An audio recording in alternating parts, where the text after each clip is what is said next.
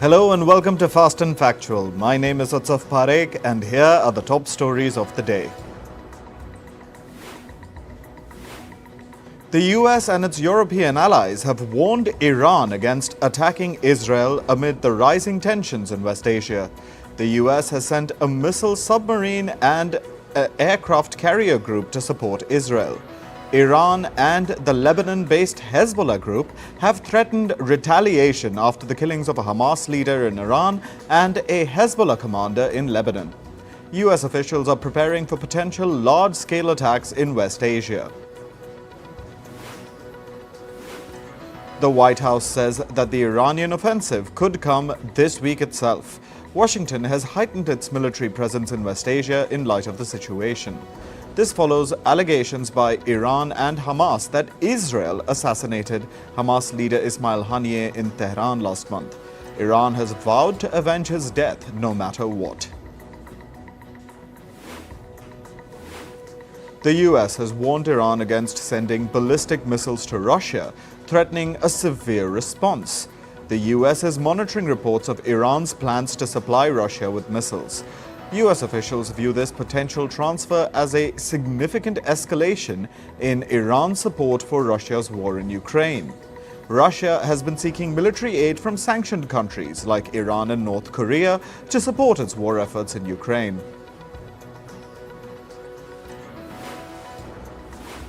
The credit ratings agency Fitch has downgraded Israel's rating from A+ to A.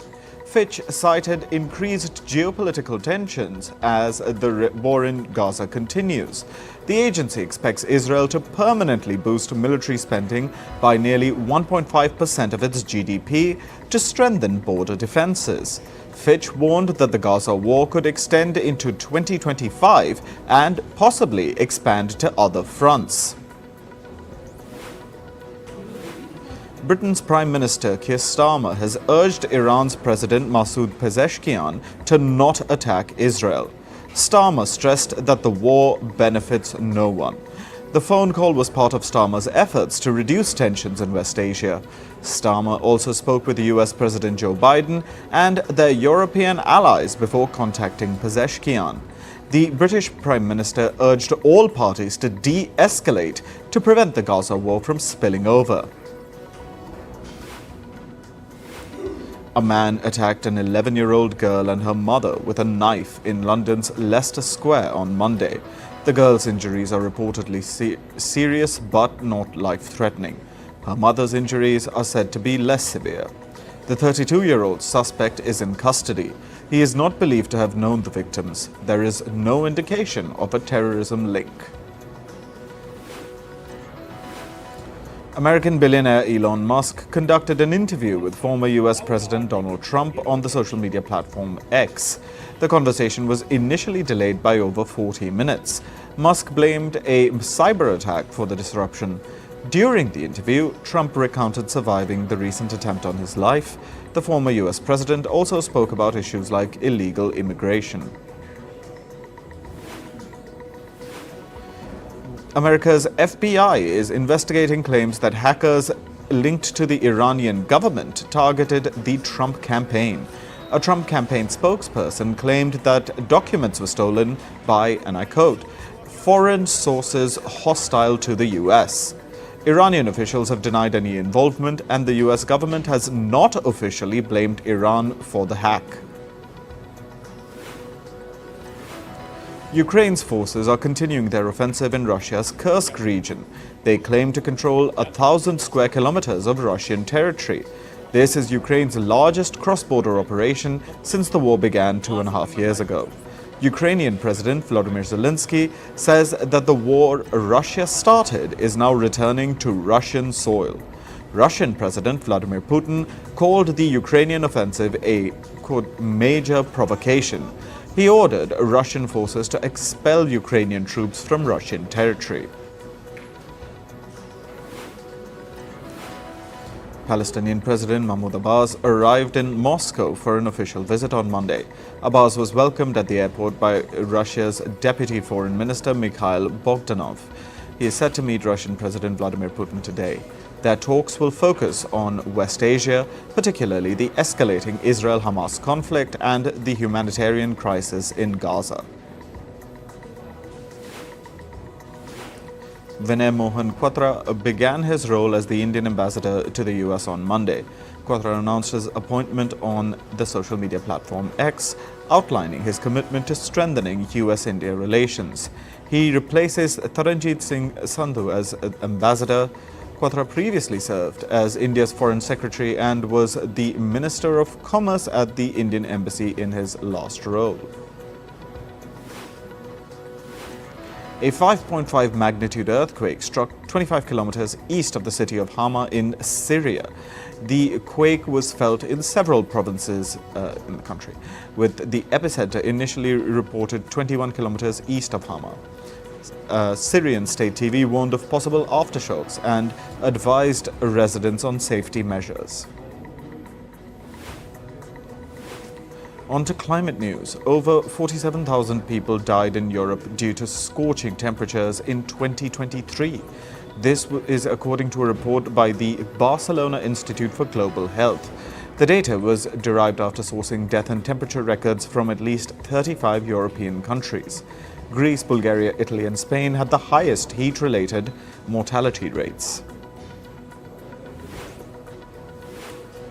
The United Kingdom witnessed its hottest day of 2024 on Monday. Temperatures reached 34 degrees Celsius in several parts of the country. Southern Europe has been grappling with an extreme heat wave, with wildfires in Greece, Spain and the Balkans adding to high temperatures. The French capital, Paris, has been reeling under an extreme heat wave. Temperatures in Paris reached as high as 40 degrees Celsius. Extreme heat alerts were also issued in several parts of France on Monday. An intense heat wave named Sharon hit Italy's Rome and Venice on Monday. In southern Italy, temperatures are expected to cross 40 degrees Celsius. An extreme heat wave alert is currently active in at least 17 cities in Italy. Greece's worst wildfire of this year has spread to the suburbs of the capital, Athens. Hundreds of people have been evacuated from their houses amid the raging wildfire. Over 700 firefighters are trying to control the blaze that broke out on Sunday. France, Italy and the Czech Republic are expected to assist Greece with aircraft and firefighters. Tropical storm Ernesto formed about 300 miles east of Antigua on Monday, becoming the fifth named storm of the 2024 Atlantic hurricane season. Ernesto is not expected to threaten the mainland United States. However, storm warnings are in effect for Puerto Rico, Guadeloupe, Saint Martin, Saint Barthélemy, Sint Maarten and the British and US Virgin Islands. Intense rain battered the Kufra region of Libya. Libya's southeastern region witnessed widespread flooding due to the incessant downpour. People were also evacuated from a hospital in Kufra after rainwater flooded its wards and corridors.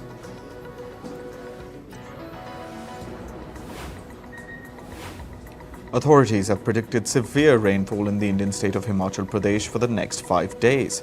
In the month of August, Himachal Pradesh received 21% more rainfall than usual. This comes days after over 20 people lost their lives due to a cloudburst in the state. Now on to business and tech news. Sales of electric and hybrid cars rose by 21% in July this year. This is according to a new report by British market research firm RHO Motion. Global EV makers sold 1.35 million cars last month. The sales were driven by strong growth in the Chinese market.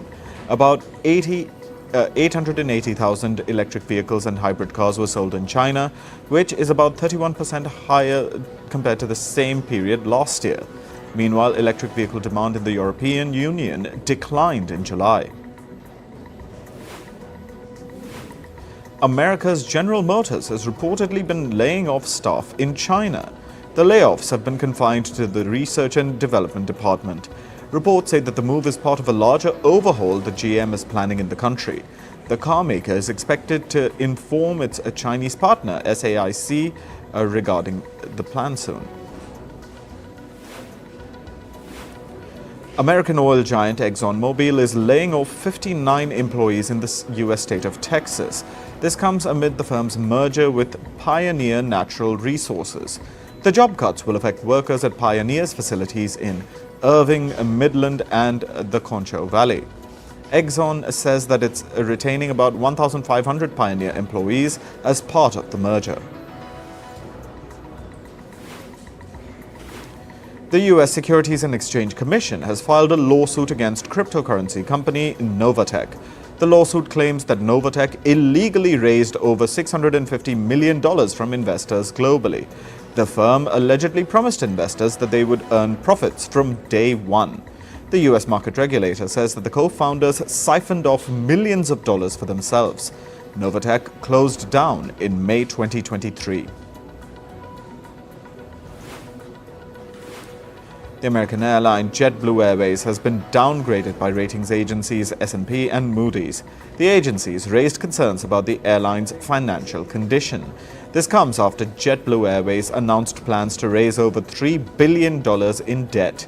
A major chunk of this debt will be secured through the firm's loyalty program, TrueBlue. The rest will come from refinancing old debt. India's Bharti Enterprises has agreed to buy a 24.5% stake in the British telecom firm, the BT Group.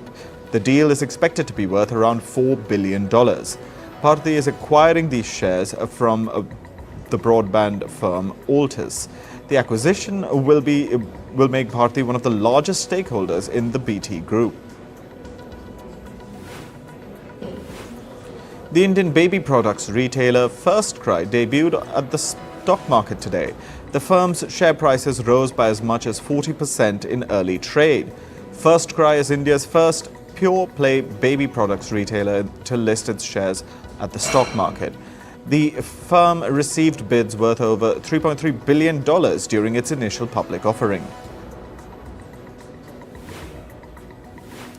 An Austrian advocacy group, NOYB, has filed a complaint against Elon Musk's social media platform X. The group accuses X of using personal user data without consent to train its artificial intelligence model. The complaint has been filed with the 9 European authorities. Polish billionaire Rafał Brzoska plans to file a lawsuit against the social media platform firm Meta. Brzoska is suing the social media giant over a fake advertisement on Facebook and Instagram featuring him and his wife. The billionaire says that he's reported the issue to the company in July, but claims that the ad continues to appear on the social media platforms. Meanwhile, Meta has expanded its licensing agreement with America's Universal Music Group. The companies say that the deal aims to create more opportunities for artists and songwriters. Universal Music says that the deal will ensure that its artists are fairly compensated for their content. The music label first partnered with Meta back in 2017. Moving to sports, we start with cricket. England is monitoring Chris Woakes' fitness after he withdrew due to an injury. Woakes suffered a suspected hamstring injury while playing in a 100-ball tournament. This is a massive blow to England as their star all-rounder Ben Stokes is also injured. Both players' availability for the upcoming Sri Lanka series is now in doubt.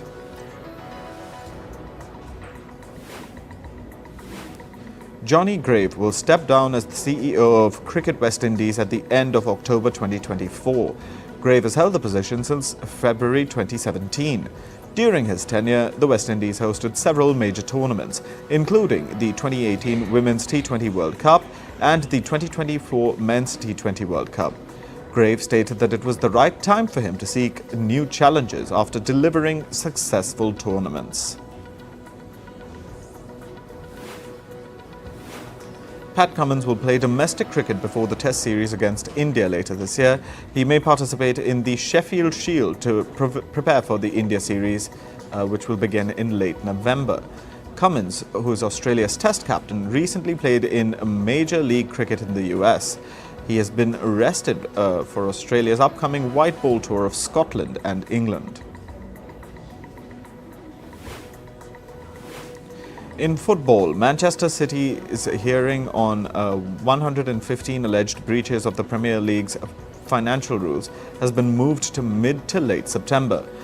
An independent commission was initially set to start in November, but will now begin earlier. The hearing is expected to last 10 weeks, with a verdict likely in early 2025. Manchester City has denied any wrongdoing. Manchester City sold Julian Alvarez to Atletico Madrid for $104 million, their record sale. Alvarez, who scored 36 goals in 103 games for City, is now Atletico's second most expensive signing. Alvarez netted 19 goals in City's recent Premier League winning season under Pep Guardiola. Australia's Alexei Popyrin won the ATP Montreal Masters title, defeating Andrei Rublev 6-2, 6-4. This is Popyrin's third career title, following his victories at the 2021 Singapore Open and the 2023 Croatia Open. The match lasted just under 90 minutes. Popyrin will rise to a career-high 23rd in world rankings. Team Serbia was celebrated at Belgrade's City Hall after returning from the Paris 2024 Olympics. Serbia won 5 medals, with Novak Djokovic securing a gold in men's singles tennis. Serbia also claimed gold in men's water polo and the mixed 10-meter air pistol team shooting. They earned a silver medal in women's taekwondo. Cuban athletes landed in Havana, celebrating 9 medals from the Paris Olympics, including 2 golds. Wrestling legend Ismail Lopez grabbed his 5th straight gold, leading the charge. Cuban President Miguel Diaz-Canel greeted the victorious team at Jose Marti Airport. Lopez stole the show, waving the Cuban flag from the cockpit window as the team touched down. Indian wrestler Vinesh Phogat's appeal against her Olympic disqualification will be decided by a court of arbitration for the sport, or CAS, today. She missed the weight cut by 100 grams. Vinesh had reached the women's 50 kg freestyle final. She beat Cuba's Yusnelis Guzman in the semi-finals. Vinesh was disqualified before the gold medal match for being slightly above the weight limit. Shuttler Pramod Bhagat will miss the Paris Paralympics 2024 due to a breach of anti-doping regulations. Bhagat has committed 3 whereabout failures within 12 months. He has been banned for 18 months. The ruling was made by the Anti-Doping Division of the Court of Arbitration for Sport in March. Bhagat's suspension bars him from participating in the upcoming Paralympics. In entertainment news, the 2024 MTV Video Music Awards have been postponed by a day. This change was made due to a scheduling conflict with the US presidential debate, which will be held on September 10th. The award show will now air on September 11th. The 2024 VMA nominations include artists like Taylor Swift, Ariana Grande, Sabrina Carpenter, and Eminem. Taylor Swift tops the VMA nominations list with her album Fortnite.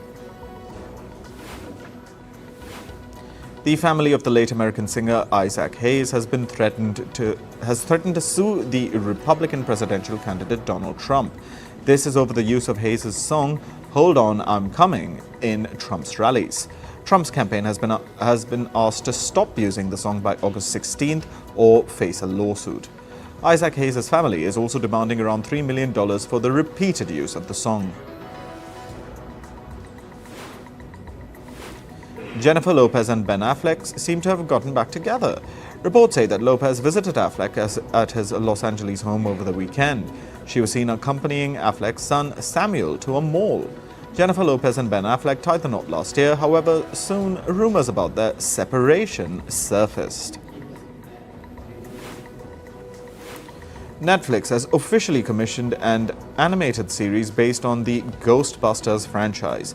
The series will join the long list of movies to the 1984 franchise. It'll be written and produced by Elliot Cullen. The production will be managed by Sony Pictures Animation. Rachel Lillis, the voice actor known for the 1998 Pokemon series, has died at the age of 46. She was diagnosed with breast cancer in May. Lillis voiced characters like Misty, Jessie, and Jigglypuff. Lillis was a trained opera singer. She became a voice actor in the 1990s and lent her voice to a number of TV shows, films, and games. BTS singer V will soon join his bandmates on the travel show Are You Sure? The show, featuring Jungkook and Jimin, premiered recently on Disney+. It follows the two BTS members ahead of their military enlistment. In the first episodes, they were seen traveling in the US. BTS has released a preview for the upcoming episodes featuring V. 8 new actors have been added to the third season of The Gilded Age. Some of the prominent faces include Bill Camp, Merritt Wever, and Leslie Uggam. All the new actors will appear alongside the old cast. That includes Carrie Coon, Morgan Spector, and a number of others. Actor Grant Ellis is set to lead the 29th season of The Bachelor. He left season 21 of The Bachelorette on Monday. The new season of The Bachelor will go on air from next year. A new biopic on the late chef Anthony Bourdain is in the works. The actor Dominic Sessa is in talks to portray the celebrity chef. Production company Star Thrower Entertainment is working on the biopic titled Tony. Renowned actor Mark Wahlberg attended the premiere of his new movie, The Union, with his family. Mark was seen along with his wife, Rhea Durham, and 3 children in Los Angeles. The movie is set to be released on August 16th. The Union also stars Halle Berry opposite Wahlberg. That's all for this episode of Fast and Factual. Thank you for watching, and stay tuned to First Post.